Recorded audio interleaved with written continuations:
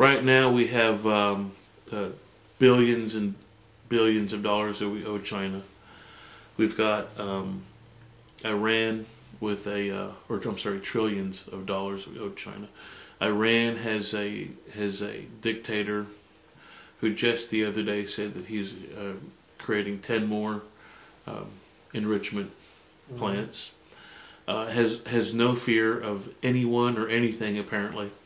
You've got Afghanistan taking place. We've got President Obama's just recently letting people know that what his plan is. What do you think of his plan, by the way? Plan for? What his the speech that he made to the nation. The plan for Afghanistan, right?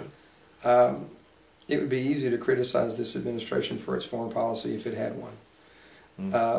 How you can talk about sending our young men and women into battle, having already told the enemy when we will be leaving the battlefield, victory or not, is preposterous. As someone who has a daughter in a military academy and a son who's thinking about that as he begins to graduate from high school, indecision gets people killed. You have to have whether you're going to fight or not is an important decision to make. But waffling and being less than resolute when you make a decision gets people killed.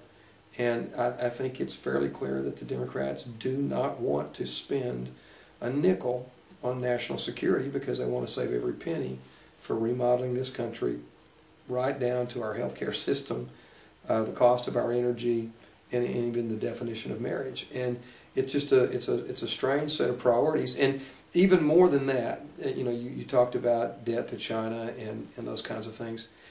I know Dave talks a lot about the deficit, and certainly that is a serious problem. But even more important than that, we need jobs. We're talking about all these problems, and every single one of them takes money to fix. We're not going to fix them by talking. That's what the Democrats want to try, but Obama wants to try to talk his way out of this thing. We can't do that. Our foreign adversaries get wise to it. So it's going to take money to fix them. It's going to take money to fix some of the problems here at home.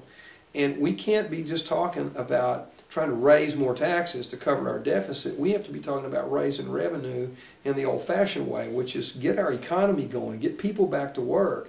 When an economy is roaring, taxes, revenue to the federal treasury usually isn't a problem because a strong economy generates revenue for the treasury.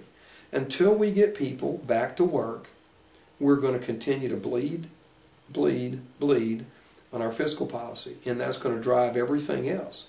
So I know I'm answering a foreign policy question with a domestic policy issue, but if we don't get our economy going, nothing is going to work.